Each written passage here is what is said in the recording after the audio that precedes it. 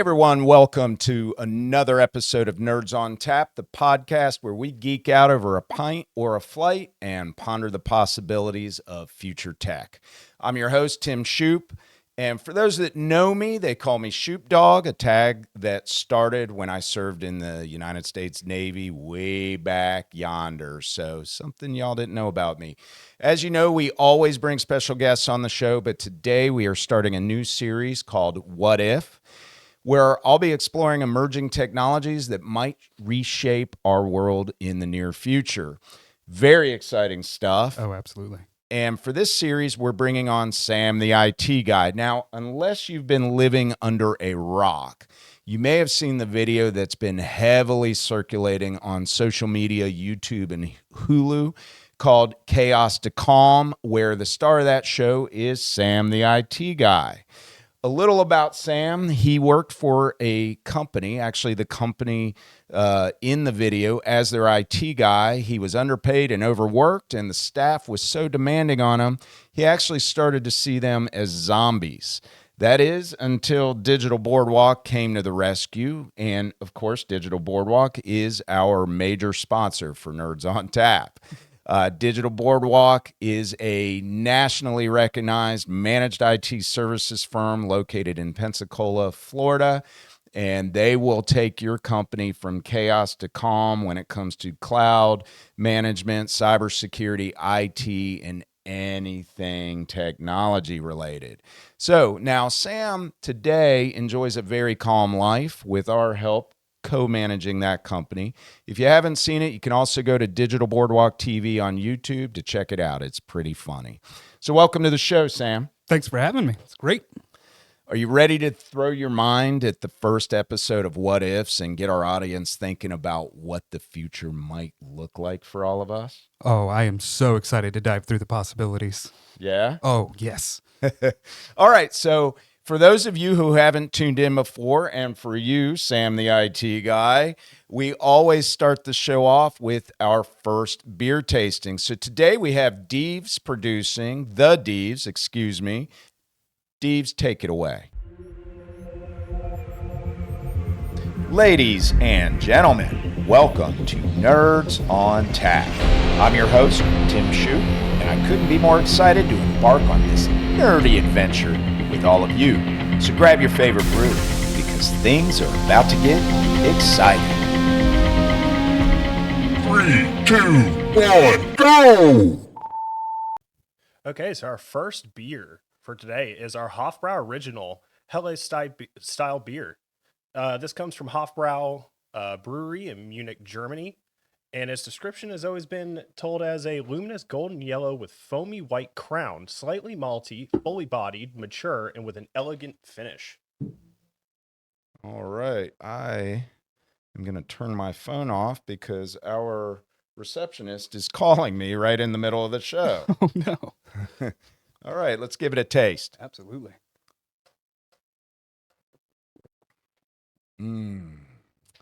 Yeah, so this is one of my favorites to keep in my beverage cooler at home. It reminds me of Germany. It's got a nice weedy hop to it. A lot of German beers have that Weiss, that wheat kind of flavor. This brings a little bit of that to it. What are you getting out of it? I am getting alcohol out of it. Okay, Sam, the IT guy, likes alcohol. The Deeves, what do you think? It's definitely a keeper. I might have to put this one on my daily drinking list. All right. So, although we like beer on this show, the show is about technology and entrepreneurs and business. Today it will be all technology. Yes. So, let's everybody sit back, grab your favorite brew, settle in, and let's unleash our imaginations. It's time to ask, what if? So, first up, let's talk about the possibility. Now, this is something that I've always wanted. Now, and I understand the intricacies and problems that can arise in trying to develop this type of technology. Now, this it goes all the way back to, of course, Thomas Edison and Tesla. But I mean, that's the origination, the origin of electricity, right? So, so what about wireless electricity? So, Sam, what if you could charge your devices just by walking into a room? Imagine a world where tangled cords and chargers are a thing of the past. What do you think? That would be wonderful. There's obviously concerns that pop up like immediately. Because if I wanted to walk into a room to just charge my phone, what if I have a pacemaker? Yeah. Yeah. Okay. Yeah. So safety concerns. So Right. you're hitting on the 100%. safety. So 100%. So, wow. Right. Okay, that's like going through a metal detector at the airport, right? Exactly. So And as talk someone about who, when I was a child, stuck enough forks in light sockets, I know electricity ain't fun. So that one, I guess the way they would have to do the wireless electricity, they would have to have some kind of receivers, right? Like it wouldn't be able to just be like, hey, I've walked into an area of electricity. I'm lit up now. Well, let's talk about that. So obviously you have it. You're still going to have a grid. It's just like the internet. With the internet, you have a grid, right? You have repeaters. You have routers. You have repeaters. You have a network of networks built around the entire world. But there are hubs, Right. major points where those signals originate and bounce, right? So with electricity, you have power poles, right? Or it's underground in some places, but power poles, and you have repeaters on those big transformers. That's basically what it does. The signal attenuates, it gets smaller before it gets to the next pole, and then the next pole blows it up and makes it bigger, and so on and so forth. Okay. So that's how the internet works in a very similar fashion. So let's talk about that. Once it gets to your house, now I'm talking about wireless electricity in your home. I'm not talking about out on the grid. That would be a whole nightmare. Right. I mean, we'd have things falling out of the sky, I think. I don't know. Oh, yeah. But when it comes to your house, so once it gets to your house, couldn't it be treated with a transmitter similar to a wireless access point in computer networking? I mean, when we deliver Wi-Fi to a house, what do? You have a router, maybe it's a wireless router, and you might have APs hanging around. Exactly. So dive in. Tell me from Sam, the IT guy's perspective, geek out on it for a minute and give me what you got. And Deeves, feel free to chime in as well. Right. Now, I will admit, I do know we have a little bit of historical references to wireless electricity. I know you mentioned earlier Nikola Tesla. And now, granted, I got these from like some conspiracy theory documentaries that are fun because I really just like to see where that goes because it's always, and I mean always, a rabbit hole. Okay. So, from my understanding, it was early 1900s that Nikola Tesla was actually doing that wireless electricity. He had these big towers, which I'm assuming would be your transformers, and he used the actual earth, like the ground, to ground the electricity to actually build the wireless electricity, like to actually be broadcast. Now, its efficacy was only up to about 2,000 feet, like just under 600 meters. Okay. And then it just kind of falled off and fizzled out. So I'm assuming in this case, it would be something similar that's coming into the house. So I guess actually you wouldn't really notice, right? Because I figured during the development of the technology, you would have whatever receiver that you would need or repeater attached to the house and then hooked up to your current wiring, kind of like what they do with solar panels now. So instead of having like a battery system, you can actually connect up to the grid. I guess in this case, you would just cut that line and then pull the energy from the Sure. receiver. So that brings it's still that doesn't answer my question because it brings the energy to the house. Right, but you're talking about actually Once in the it gets house. to the house, that's where, because getting it to the house, right? that's easy, Oh yeah, right? We're already doing that. Once it gets to the house, how would we, how do we, before we get into integration of other technologies inside the house? I love how you read my mind just now. Right. But how do we disperse it through the house? What I was explaining earlier is Right. with computer networking and Wi-Fi, It's APs. or as the Deves likes to call it, Wi-Fi. We You know I do. so we have wireless. You still got landline coming into that router that's then dispersing it wirelessly, and you're Right. delivering IPs over DHCP, Right. whatever. But how would electricity? Let's get our brains churning for a minute. Okay. How would electricity disperse through the house? And you brought up something earlier, safety concerns. Obviously, if I've got a Pacemaker. pacemaker and I'm sitting in that house, I'm going to have a hell of a day. Oh yeah. Oh yeah.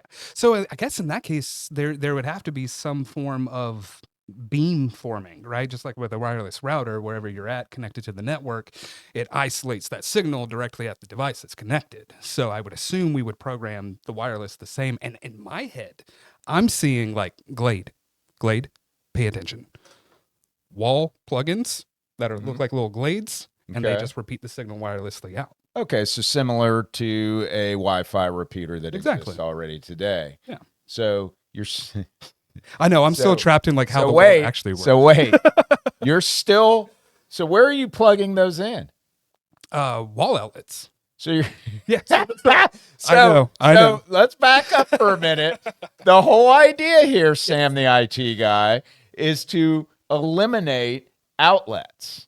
That's what you were aiming. that. Well, I don't know. I mean, Right. in my brain, the way my brain works is let's evolve this technology to the point where it comes to the house, then showers you with electricity. Now, I have a weird feeling someone out in the audience is going, "Oh my God, these people are on crack," because that will destroy our kidneys and livers, and they're probably right. Right. But these are the kinds of things. This is the type of technology that I think would change the world. We've taken everything else wireless. What about electricity? If we didn't have outlets anymore and everything just frickin' worked, Oh man. think about it. No, I see. Right now, you buy a camera. Right. Right? You buy a camera. If you want to put it in a remote area in your house, you have to either have an outlet up there near the camera, or you Right. have to have a battery pack in that camera that you have to change Mhm.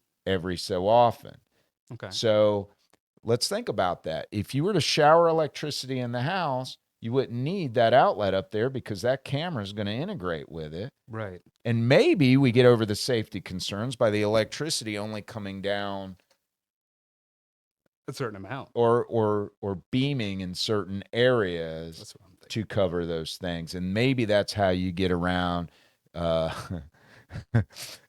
maybe that's how you get around,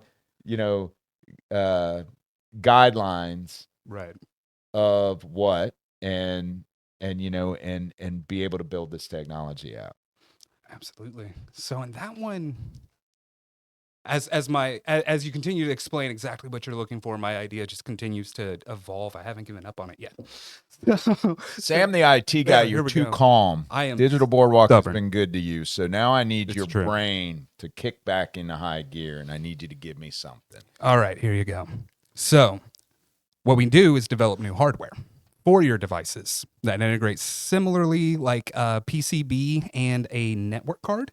So, something that would receive the wireless transmission and be able to expand the signal itself. Because as the signal's going through the power Got it. lines and it condenses and condenses and condenses, once it hits the one to expand it, we just put what expands it in the actual device itself. So, wireless in the air is harmless because it's not that high of a voltage. However, if you have a device that can read the signal and expand it, you never have to worry about power. So if again. we could bring voltages down on devices somehow by keeping the wattage at a similar rate, Right.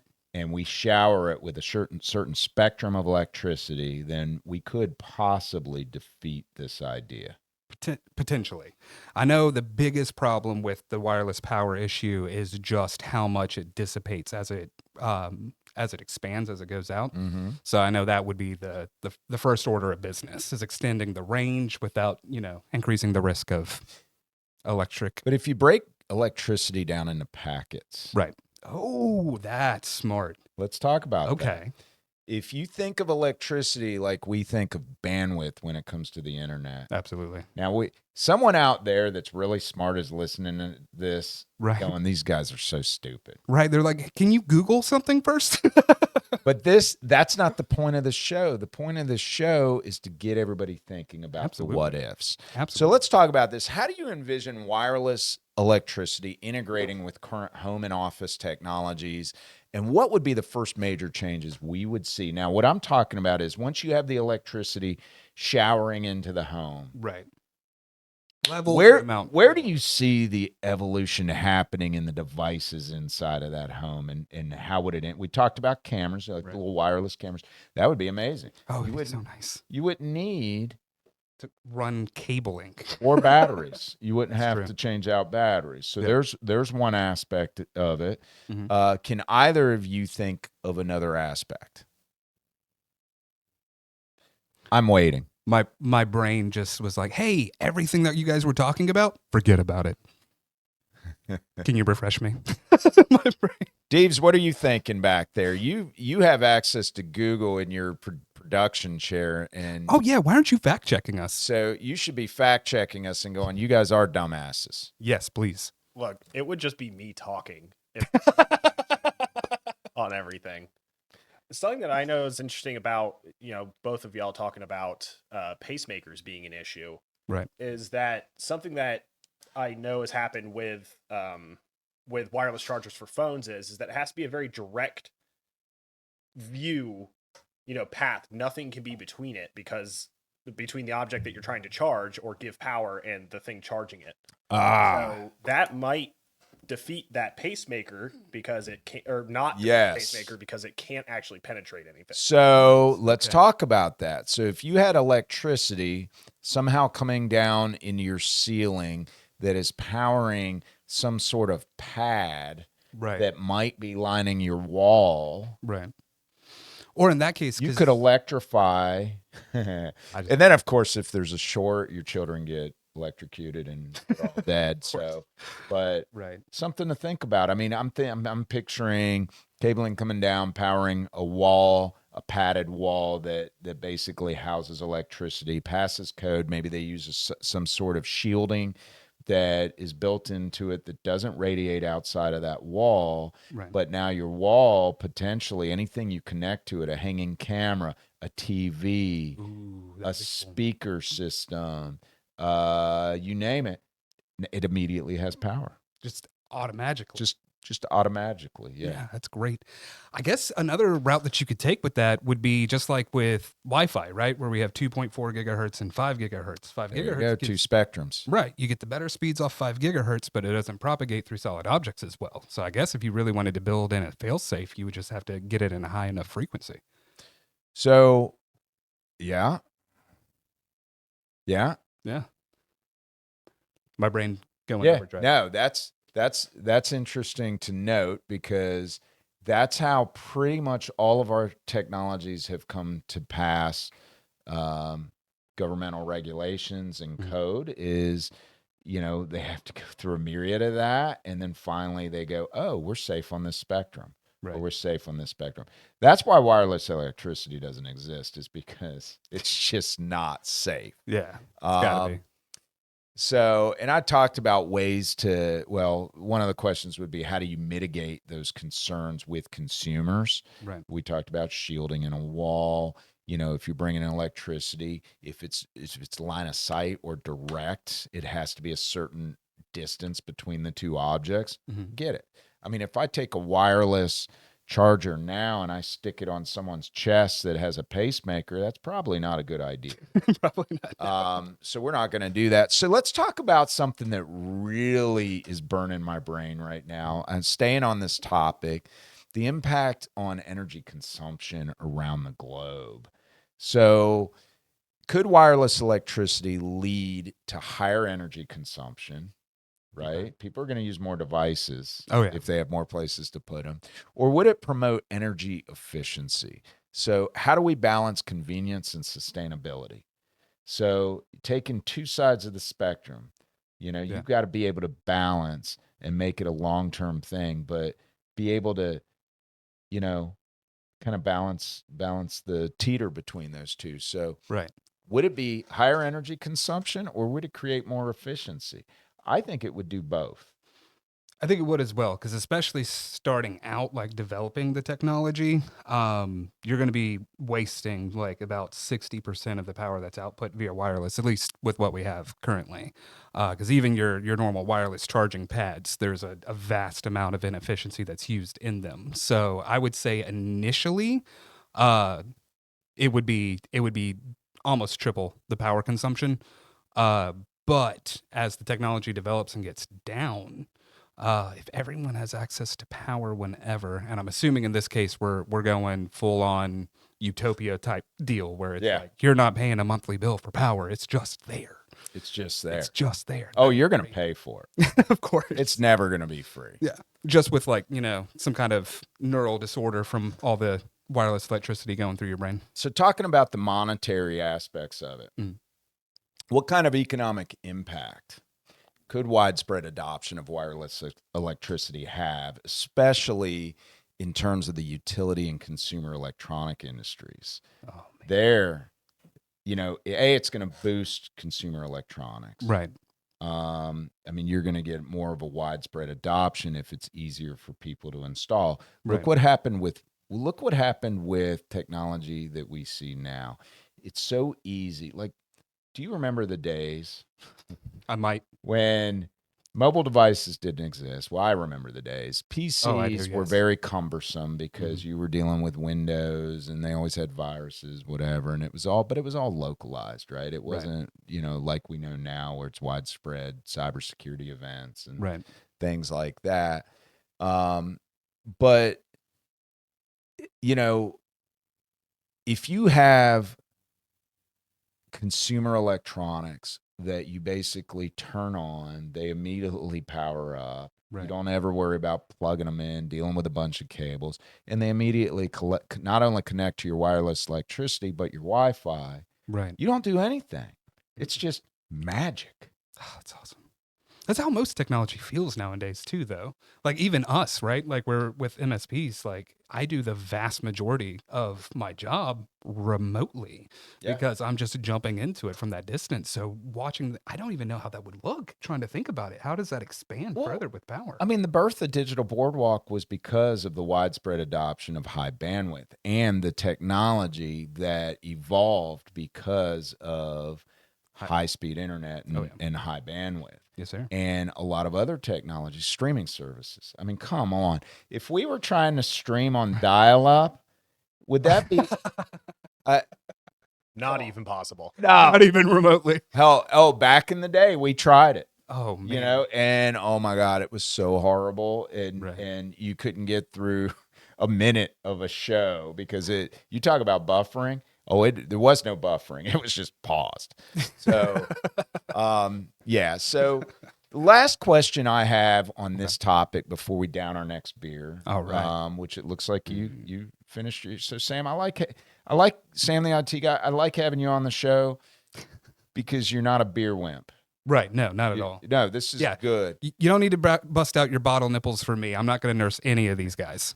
So let's talk about beyond just charging devices, and this is the last question I have on this subject. Beyond just charging devices, what other innovative applications could emerge from wireless electricity technology in the next decade? So this is a good segue into our next segment. Right. Well, actually, our third segment that's coming later, autonomous vehicles. Ooh. Oh, yeah. But we got to get through personal assistance first, and I'll talk about that. But sweet. If you have an autonomous vehicle, an electric vehicle, right?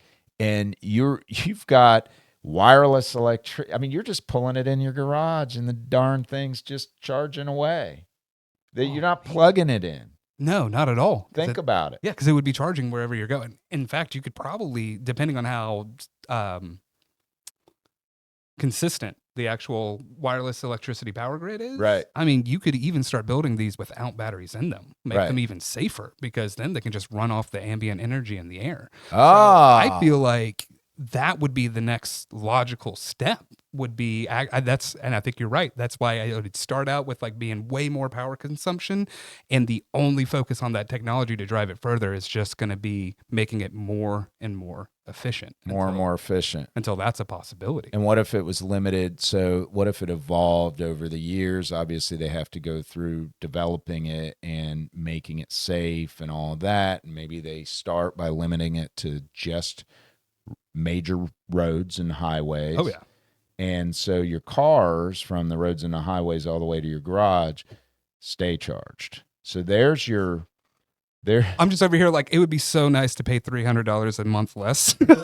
There's your just over range. here on free power. That would overcome range anxiety. It because would. And you know all these the young generation was that Gen Y or Z, the ones that are my son's age now, around 13, they're going to grow up with electric cars. Oh, yeah. So they're not going to know how to change oil. They're not going to know No.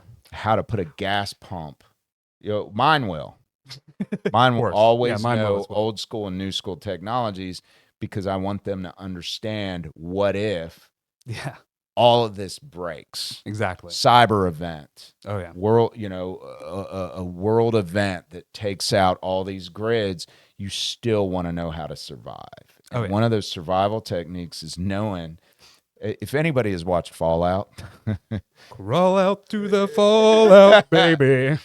anybody that's watched Fallout knows you got to get old school with it. Oh yeah. You know, so cars are one thing. Being able to pull a car in the garage and just let it charge, that's a good first step. I mean, if your garage just had a shower of electricity, I'm trying to think of some other things. Some people, have an RV pad next to their house. I know I do. And I have to plug into an extra, box Right. outside of the house.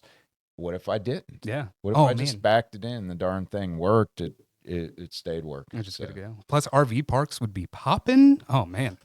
All right. So, we're going to get into our next topic, which is AI personal assistants and the evolution of that and what the future might hold for that. Before we do, let's down our second beer.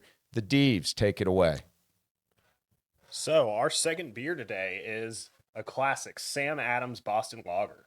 This comes from Sam Adams Boston Beer Company. No surprise there in Boston, Massachusetts. I don't believe you. It's what the sheet says, and the sheet cannot lie. It's a smooth German-style lager with a slightly sweet roasted malts, notes of caramel, toffee, and a distinct noble hop character with a subtle piney citrus. It ends with a crisp finish that makes you want another. So, always like having these close as well. They're a good, especially, I go more to my Boston lagers in the fall and winter time. And they have a I can good see that. winter lager. Oh yeah. It's real spicy. Well, it's just got more of a full-bodied taste. In the summertime, I like to stay with my light pilsners and Right.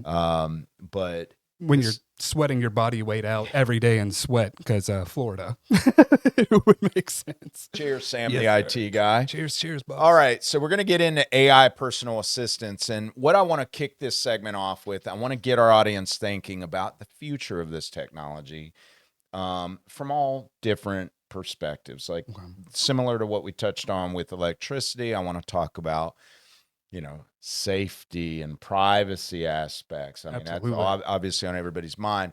My first question to you, Sam, the IT guy. What if your AI assistant didn't just respond to your commands? I mean, we all know what that is, right? But what if it anticipated your needs before you even realized them? So that I will start this with a personal anecdote that is something I definitely stole from a meme. My wife and I the other day were just talking about this. And I told her that we needed to, keep our guns in the house. Like we don't need to get rid of the guns. We need to hold on to them just in case. And she was like, "Why? Why do we need them? We're in a safe neighborhood. No one's trying to mess with us." right.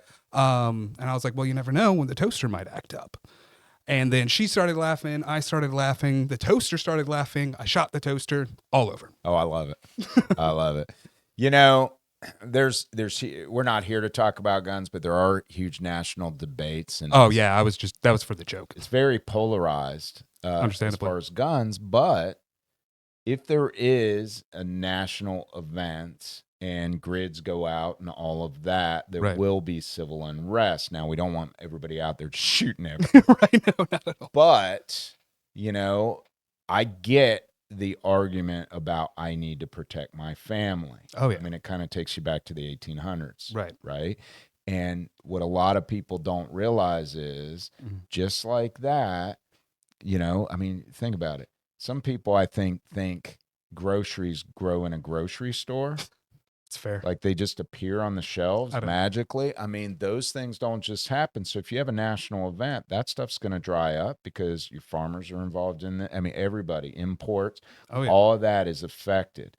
So, you have to learn to forage and find and figure it out. And I worry, about those types of things. But Same. let's get back. We're thinking about the wrong things on this episode. Yeah, sorry What are about that. so what are the next big capabilities we can expect from personal AI assistants in the coming years? How will these advances change our daily interactions with technology?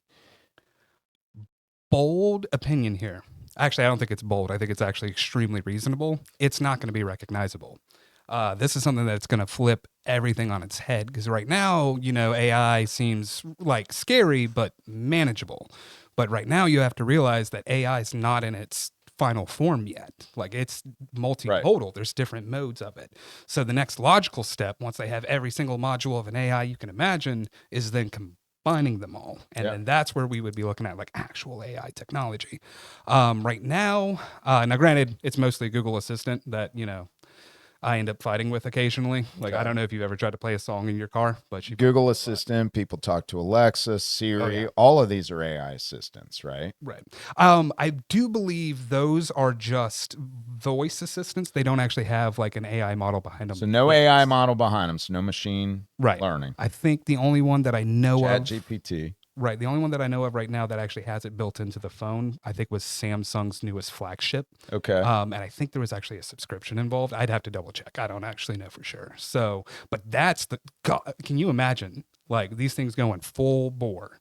And like you're in that moment where you have like, for me, like 10 different calls that are coming in and you just need to get a message or two to somebody and you go, hey, assistant, I need you to let everyone know who's trying to get in touch with me right now that I'll get back with them as soon as possible and that I will like follow up very soon. And then just have it make all the And then notifications. It just handles it all. Yeah. Because the AI, instead of it being one person at a time, like you or I would, like that phone can ring all of them at the same time, giving them different information and carrying on different conversations. Like it is next level. Now, I don't know. Now, I know you mentioned Fallout because, boy, I love me some Fallout. Yeah. But another universe that really just kind of like hammers in the ideas of what AI could be would, of course, be Cyberpunk, if you've ever heard about that. Oh, yeah. Oh, wonderful property altogether. And by the way, Fallout is a cyberpunk story. I can prove it. Yeah. It has all the elements you need for it to be classified as cyberpunk.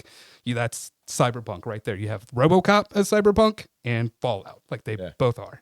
So with AI, it's one of those where it's like, it literally can go anywhere. Because being a big sci-fi nerd growing up throughout the years, I've read and listened and participated in multiple different AI stories, right? Like Westworld would be a wonderful example of an AI story. Didn't the same makers of Westworld make Fallout? Yes, actually, no. Or was that I'm pretty no, sure. I think it was Game of Thrones. Oh, come on. Look at the it's goal. Westworld. The goal. You're right. Number one looks extremely similar to one of the main characters in Westworld. You're fair. You're and I do believe it was created by either the same producers. Right. I think it's the same producers of Westworld. Yeah. I think I got thrown off because I'm pretty sure it was the guys who did Game of Thrones and I think they also did Westworld. They also had for like the ambient music, it was Ramin Dajwabi. I mispronounced the bejesus out of his name. Google always understands me, though. But he was actually the one who composed the music for Westworld and Game of Thrones, and he also helped with some of the normal ones for Fallout too. I think Westworld producers also made The Peripheral. The Peripheral? Yeah, I don't know if you've seen that yet. Right. It's a series. Hey, Tom, could you check for us? Like who? Deez. Oh my gosh. I know. I am such a novice.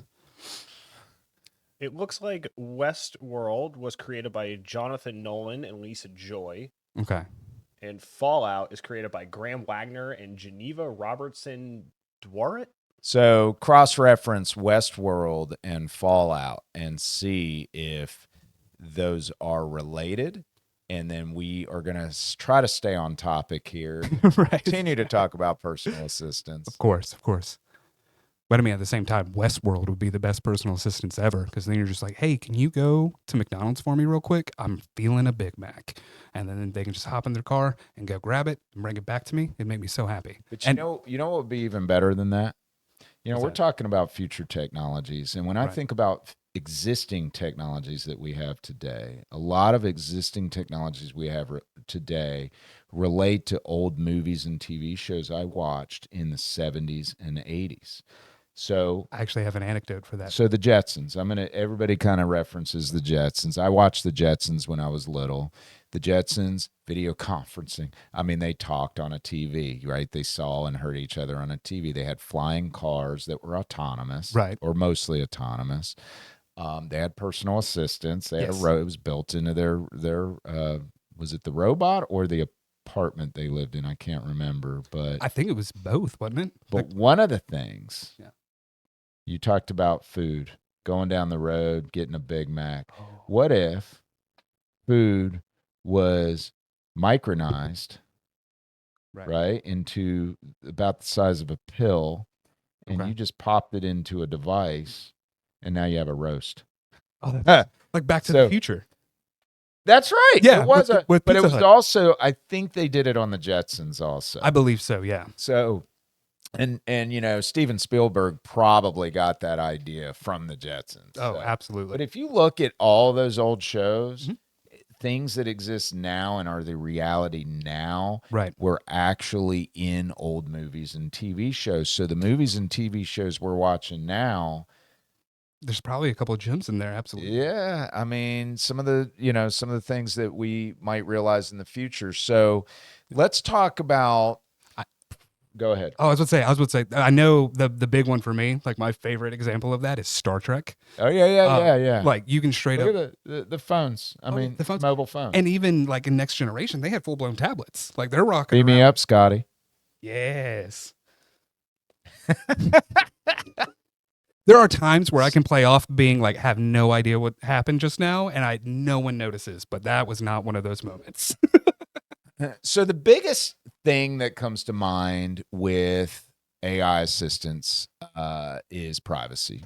I mean, Yes. you already have Alexa listening to you nonstop, Siri's actually listening to you, but they don't necessarily learn from you. Right. There are privacy concerns there because that is being recorded somewhere Yeah. to assist with the evolution of that technology. So it's really hard to hide from the world when you have that technology in your house. Oh, yeah. With AI assistants becoming more integrated into our personal lives, what are the main privacy concerns users should be aware of, and how can we address them? So, I just explained it. I mean, they're being, Right. but if an AI assistant that can learn from your input, Mhm. and it knows your daily activities, Right. and it knows Everything. when do the lines of reality and fiction come into play? I mean, think about it for a minute. Deeves, I know you're at back there. Your brain is just churning sideways right now. You are itching to tell us something. Look, we're always on the next great piece of technology. I mean, talking about AI and personal assistants, a big piece that has been happening recently that we've seen not very good success in are these lapel pins, where you have a camera lapel pin that connects to your phone that is a powered AI assistant that sees, so you can already just be like, what's in front of me? What am I looking at right now? And the current iterations aren't great, but usually the first iteration of any new technology isn't. Who So- makes that technology?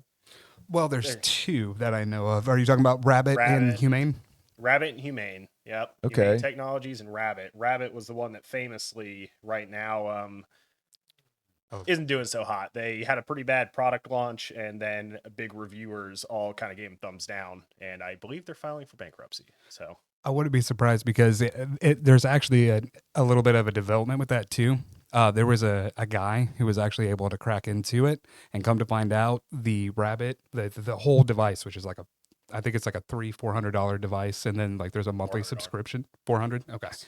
And then they found out that it's really just an APK that's loaded into it. So the guy was actually able to go through and run it as an application on his phone, and it worked better. Wow. Yep. Yeah. Rabbit runs on an Android OS. So it is essentially an Android app. The reason that they wanted to push it to its own device was because there were concerns, privacy concerns, with having some type of technology like that attached to your phone where it can reach everything at all times. That is actually your app. That's a good reason. I actually didn't find that. Thank you for telling me that. That's actually very helpful. Well, a lot of people don't realize that it is really hard to escape your footprint on this earth these days. When I was growing up as a kid, it was easy to get lost Oh, absolutely. without being found. Now, Can you imagine growing up if all of your friends had cameras in their pockets? yeah. Yeah, it would be terrible. It'd be Oh, so many dumb things back then. so many. I believe Ace, you about as old as me? Just about. Yeah, I was 89. Yeah, 92. So Sam, the we IT guy, by the way. Oh, same IT guy. My Yeah, bad. I I'm mean, sorry. we did grow up in that era where when we were teenagers, cell phones were flip phones, Right. and now it's like it's almost mandatory to get your child a phone when they start going to school. I mean, even when they What, start. look, you youngsters.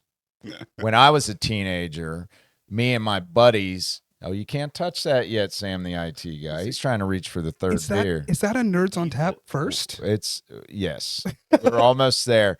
When I was a teenager, when me and my buddies wanted to stay in communication, so we knew where the next party was, Right. or hey, where you at tonight? Yeah. We used CB radio. Oh, that's awesome. We had CB. I had a sports car, but I had a CB in it because I would tune in on Friday night and go, "This is the Maniac." That was my handle back then. That's a good man. Trying to reach. It was my buddy Jarrett, and we would find each other, and we would find the party. So listen. So we talked about it. We talked about privacy concerns. We know about the impact on productivity. So we're not going to get into it. That is crazy to the moon. Ethical AI use. I mean, there are ethical considerations that developers should consider and keep in mind when creating these assistants. Right. Especially as they become more autonomous and decision capable, because we don't want them to go, Sam, the IT guy, you just pissed me off. Now I'm going to go tell all your friends on social media, because I'm connected through you to that platform, and I'm going to tell them how much you suck. So, we don't want that, right? I mean, think about that. People don't think about what if those things happen. So for the sake of time, we are going to jump into our final segment. Sam, the IT guy, has been reaching for the third beer. So, Deeves, take it away. Okay, so for our third beer, we've got the Holiday White Ale. This is also a Sam Adams product. So this is coming from their Boston Beer Company in Boston, Massachusetts. This is crisp and zesty with holiday flavors like cinnamon, nutmeg, and a dusting of orange peel. A dusting. It tastes a little like cider to me, but it's definitely beer. Okay, this isn't my favorite, I think it might be, but it is. Somehow it's making me joyous. right? If my beard starts turning white, we know it's the right kind of holidays. So I will tell you guys this, my personal preference, I don't like nutty in my beer. Oh, fair. This does have a slight, was it a dusting of nutty? The dusting was of the orange peel, but it does have nutmeg. So I do like the orange peel. The orange peel, I'm a big old-fashioned drinker, so I like a Right up your alley. good, really rich bourbon old fashioned, and Oh, it's got an orange peel in it. But the nuts are what's killing it for me with this. But I will drink it. Oh, yeah, that's good. For me, I actually tend to use nuts as my snack. It was actually something that, believe it or not, is actually really healthy. I switched from like chips, like potato chips and all fried stuff, and started eating nuts Yeah, instead. no, I eat nuts. Oh, but nutties. So what kind of nuts do you eat? These Uh, nuts? All right. The Deves nuts. Oh my God. Okay, we can just end it here. That was it. I win. Sam, the IT guy's only on his third beer and he's going off the rails, ladies and gentlemen. I apologize. We're going to get it. Come on. It was right in front of me, literally. Like I'm staring at him. All right. How All am I supposed right. to not? All right. All right. So we're going to get into our last subject. We're going to talk about autonomous vehicles everywhere. Awesome. All right. So here's the question I posed to everybody. What if every car on the road was autonomous? Every single car. Get rid of gas cars. Get rid of just regular electric cars. Get rid of all that. Obviously they're all going to be electric. Right. But they're all going to be autonomous. So every car on the road's autonomous. Think of the decrease in traffic accidents. Oh, yeah. We'll get into that because I think that's going to be a major topic. And congestion. So the major decrease in traffic accidents and congestion. Go. Oh, absolutely. Because for me, just to touch back on our previous subject, I don't think they will be fully autonomous. I think our AI friends will be driving them. So that way you don't have to worry about someone like just automations failing. Instead, you have, someone or a machine that can actually think and reason and have judgment calls. So what was that movie? The End of the World? End of the World? Have you seen that yet? The one with Franco and Danny McBride and I don't know who. I don't think that's who was in it. But Okay. There's a movie called End of the World where basically there was a major cyber attack. Okay. And every autonomous Tesla Right. was driving down the same route and all piling on top of one another because they were all hacked. Oh, And that's scary. That was just one incident. Yeah. Obviously, they took down the communication grid. They Yeah. took down the transportation grid. Okay. And they, amongst obviously the internet and all of that was out. But when you think about that stuff and you think about autonomy, right? So what if? So yes, we think about the decrease in traffic accidents and congestion. That is wonderful, ladies and gentlemen. That's great when it works. Of course. So what happens? You talked about AI assistants in the car. Obviously, an AI assistant will drive that car. No more DUIs. None. There's the pro. So you leave a bar, you get in your car, and all you do is kick back and say, "Car, take me home," and you're home. That's it. You wake up in your car, and maybe one day the robot will come out, grab you out of the car, take you in the house, throw you in the bed, and Thanks, Rosie. it off. Yeah, thanks, Rosie. But what if? And this is where this comes into play. We want to look at the dark side of this technology. Yeah. So you have an AI assistant driving it. That's great. Right. So all that's peachy keen. Mm-hmm. But what if we have a major cyber attack? Right. Takes down, let's say that the car manufacturers, obviously autonomy comes with updates because you're driving a computer. Oh, yeah. And what if an update gets pushed into every single autonomous car on the planet that tells those cars on, whatever date, Right. it says, hey, on this date at this time, I want all the cars to go to a certain destination, or I want all the cars to shut down. So you have two different, completely different variables here. If they all go to the same destination, the ones that are sitting inside the garage are going to try to bang through the garage doors. Yeah. And most of them will be, but if it does it in the middle of the day, right, every single car is going to leave where they are and drive to a destination. And they're all going to, I don't know that they'll pile on one top of one another like in that movie because they do have sensors on them, Right.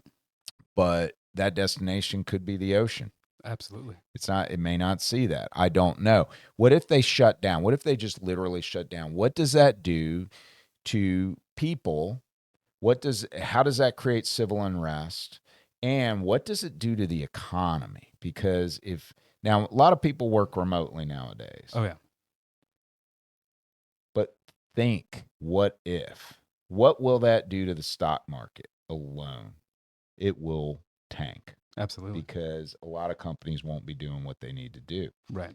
But look at the safety concerns there too. Yeah.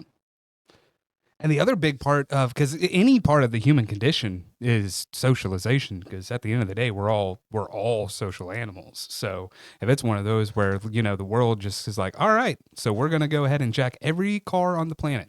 You can't drive anymore. And everyone ends up going remote. Like, I feel like it would be just a massive wave of depression that would hit, kind of like COVID 2.0. Well, it would be more than depression. You would, if people couldn't get to where they have to get, now that's one thing. Right.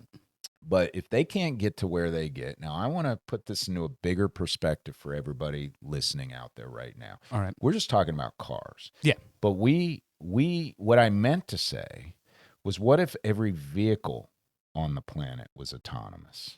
Oh. Every vehicle. Planes, let's boats, slow down. Let's just dial it down a notch. Okay. Every vehicle. So let's talk about buses, trains, and even planes being fully. What's that? 18-wheelers. I mean, your Yeah. interstate commerce would shut down. Yes. So that's where I'm going with this. So 18-wheelers are already becoming, you've seen the Tesla trucks, the autonomous Tesla trucks. So if they can't deliver groceries to the grocery store, even if you can't drive to work, you can't even get groceries because they're not, a lot of people use delivery services now. They're not going to be delivered because they can't drive. Right. You're not going to get groceries from the farmers to the market. Mm-hmm. So those are going to dry up and go away. Right. Now you have airplanes that can't fly because they're autonomous. Or made by Boeing. And my initial question was, what if they all went to a specific destination? So now you have a major safety event. Oh yeah. Especially if it's in the ocean. Massive. So all those planes go into the ocean, all those buses go into the ocean, all the cars go into the ocean. All the trains derail, obviously, and just go at a high speed, whatever. Those are things of concern, and all that comes down to specifically cybersecurity. Cybersecurity is going to drive our planet moving forward, in my opinion, because without 100%. cybersecurity, really good, but it doesn't matter how good it is because you're always going to have somebody on the other side fighting it. Right. In the old days, it didn't matter how high a castle fortified its walls or how wide it built its moats. You always had someone trying to cross and climb. And always people who were innovating and finding ways of doing it. Yeah. So figure out a way to fling a bigger rock. Now, another thing that I'm really curious about is going to be, now I know this isn't a topic we're going to jump into today, but that's going to lead directly into like future of cybersecurity. What does that look like in the quantum computing world? We're going to get into quantum computing in another episode of What If. But I want to pose a couple more questions and stay on the topic 100%. of autonomous vehicles before we drink our last beer and toast and say goodbye to Sam, the IT guy. Or goodbye. Oh, man. I just got hired. So trial period. Impact on urban planning. Okay. Impact on urban planning. How do you think autonomous vehicles will reshape urban planning and infrastructure in the next 20 years, particularly in densely populated cities? So densely populated, let's think New York City. Yeah. How is it going to reshape the way they plan those roads? And I mean, you can't really change a lot. Right. I mean, you've got the subway. I mean, when I I mean, if you think everything's autonomous, right? Yes. We're thinking everything autonomous. So the subway in New York is now autonomous. Right. The cars, you know, I mean, I just came back from New York City. I mean, we rode the subway a lot. Right. And it was interesting. It was very eye opening and it was obviously very efficient. Oh yeah. I liked it, but now it's autonomous. Now it shuts down. I mean, I'm still thinking about this stuff shutting down. Right. What would that? Oh my God, what would that do to New York City? But it did shut down during COVID. And I talked to some locals up in New York City about that, and oh my God, they were all like they're still talking about that and how it affected them and their daily lives. But staying on with urban planning, how do you guys think it is going to change the way all that looks and feels? I've got the feeling, and I know this is going to be a little slightly funny. I feel like it's going to be 10 times easier because you're removing the human element. You're removing the problem. So everything's going to do as it's told because it's technology. They're all autonomous. So when you're planning and building, it's much more easier to execute that because you're not going to have some guy who's like, no, this is the route I take to work every day.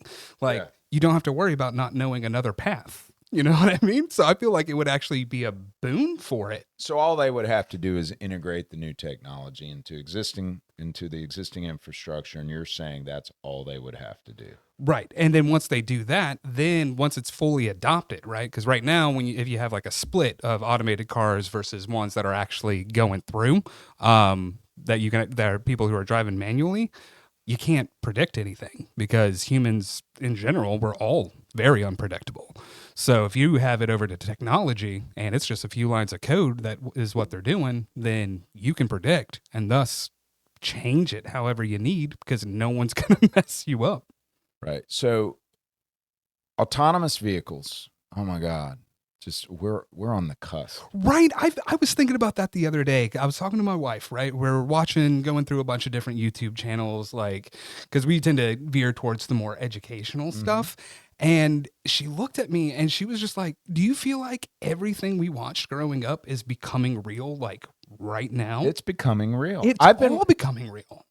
Sam, the IT guy. Yes, sir. I have been watching things since I was a little kid. I was born in 1969. Nice. Hey, a lot of great things happened that year. We landed on the moon, Woodstock, and Shoop Dogg was born. I mean, Snoop Dogg is a gift. No, I'm Shoop Dogg. Shoop Dogg is a gift. Snoop Dogg's a rapper. Show the proper respect to Shoop Dogg. Yeah. I'm just what kind of stuff has he done? I'm just a crapper. I don't know. Me too. I don't know. But listen, I was born a long time ago. Right. And when I grew up, I was a 70s kid. I was an 80s teenager, which 80s was rocked. I'm sorry, but we just had a great time in the 80s. We didn't think about a lot of stuff. We just did. But things I watched in the 70s are real now as we speak. So let's put that into perspective. And some of the things in the 80s are real. But most of the things that were developed, the PC was actually the PC was more developed in the 80s. Right. But in the 70s, Microsoft came out in the 70s and 80s. I saw the evolution of TV. I mean, the norm in the 70s was a 20-inch console. It was basically a big wooden box with a CRT in it that wasn't any bigger than 20 or 25 inches. Little boob tubes. Yeah, the original projection TV was a rear projection, or actually it was a front projection TV where the projectors jetted out from the front of the TV and shot up at it. It was. I didn't know that. Oh, that's crazy. Oh, I had a friend that had one of those in their house. I thought he was rich. It was crazy. Well, he was because he lived on Braddock Mountain. But I've watched all that. So let's put that into perspective. So some of the technologies that I watched on TV in the 70s, which these are shows that came out in the 60s, like the Jetsons. I think it came out in the 60s. Fast forward, and those became a reality, like video conferencing. We're talking the 2000s. Right. So 70, 80, 90, 2000, 2010, Right. 40 years. So if you see something on TV that is just far-fetched, Right. but you see it in more than one movie, Yeah. 40 years later, it's going to become a reality. Huh. What if? What if? What if? Well, that explains AI. So in future episodes, we're going to talk about space exploration for the consumer, jumping from planet to planet, because now we obviously go from country to country. We fly over an ocean. Right. I mean, that was unheard of back in the day. Absolutely. It's a reality now. So it's not a far-fetched idea to go from planet to planet once the safety concerns and everything are addressed. Right. I mean, anybody that's watched Apollo 13 is afraid to get in Oh, you want to catch me dead in one. But again, that was based on a flight that happened, in the late 60s, early 70s. Yes, sir. So staying on this topic, let's talk about, we kind of talked about urban planning, which kind of goes hand in hand with regulatory challenges. Safety and security. We talked about cybersecurity events with autonomous vehicles. So there are safety and security concerns. Yeah. And the final question on autonomous vehicles before we drink our last beer and toast this episode is economic shifts. So autonomous vehicles promise to change the economic landscape significantly. Yeah. Right? Wouldn't you agree? 100%. Okay. Yes, sir. What industries do you think will be most affected, and how might new job opportunities arise as a result? This is a good one. For automated vehicles? Autonomous vehicles Okay. will change the economic landscape. Yeah, 100%. Because, I mean, if you think about that, I mean, there are more than just the car industry that's going to be effective if you're creating an autonomous vehicle, because you have developers. Right. You have car makers.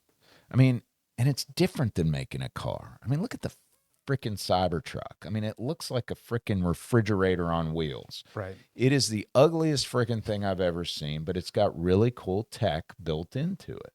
And it's mega fast. I mean, you put it in, what is it called? The desert mode, or what is that called? There's a mode, Deeves is looking it up, but I think it's called like Sahara mode or desert mode or something. Baja mode. It's called Baja mode. You put it in, you go off road, you put it in Baja mode, you floor it, right, and it freaking hauls ass on the dirt. And there's a YouTube video that I was referencing, I was watching the other day, where they were like camping using that built-in, that tent that you see in the promo videos. Oh, yeah. The tent basically sucks. Okay. I mean, there's an outlet a foot away from the base of the back of the tent, yet the tent comes with a big inflatable hand pump. There is no automatic pump to pump that tent up. When you watch it in the promo video, it just kind of magically gets bigger. Right. Yet you don't see what you have to do to make it do that. You got to use a hand pump. I mean, hell, you're going to throw that much technology into a truck, and why not do it in the tent as well? I mean, they just kind of, some other guy designed that tent that didn't, was on the same plane. Probably a company that got bought. So what industries are going to change in regards, economically, in regards to autonomous cars? I would assume deflation would end up being a problem, because if you think about it, when we're cutting driving, right, fully autonomous driving, so that's going to be unmanned 18-wheelers, like you mentioned. That's going to cut fuel cost, labor cost for the drivers. I mean, time is probably going to stay about the same. So I feel like it would create a natural decline in prices on everything, because it would be cheaper to ship at that point. I agree. I think once battery technology is the only thing keeping these vehicles at such a high price. It's just not there yet. And we'll talk about that on a future segment of What If. But solid state batteries, stay tuned. Stay tuned. I could say that even in an industry that I used to work in, moving houses, was that we had to pay insurance companies per driver for our trucks. If these trucks were self-driving, it would almost be the price of the truck is building that in. So Yeah. that could be an interesting Yeah. bit that would affect things down to even that small. Yeah. The guys who deliver the beer to gas stations, they're no longer paying for that service there. So I mean, I'm not even sure what would happen with car insurance. I think the biggest industry that's going to get affected, in my opinion, is going to be the blue collar Detroit car manufacturers. I think they're, yes, they're still going to exist, Right. but I think it's going to be the independent, Mhm. The Rivians, Right. the Teslas, and some of these other emerging electric vehicle. I think Fisker, they had many It'll problems. be interesting to see if the people who would work on those lines then switch to working on the bots that build on the lines, but as maintainers. It takes a level of skill there, and it's a different level of skill. So I think there might be a shift in the type of worker that you have working at these plants. Right. The others might fall on hard times, or they might be at retirement age, and it'll be these younger workers coming up that want to take those spots. Right. So it's a natural evolution of technology, but also a natural evolution of skilled people that come into the workplace and evolve from there. Absolutely. Okay. So with that, we're going to go ahead and introduce our last beer. Let's get a final toast, and I'll do the outro. Go ahead, Deeves. Okay, so for our last beer, we've got All Day IPA. It is from Founder Brewing Company, and it is an all-day IPA naturally brewed with a complex array of malts, grains, hops for a balanced citrusy profile and a crisp, clean finish. Yikes. It's a, what if it's fruit the was back that of the supposed to be? Did you say a fruit? Founders Day. Founders Day? Founders Day. Founders Brewing Company. Founders Brewing Company. But it says Founders Day, I think, on the can.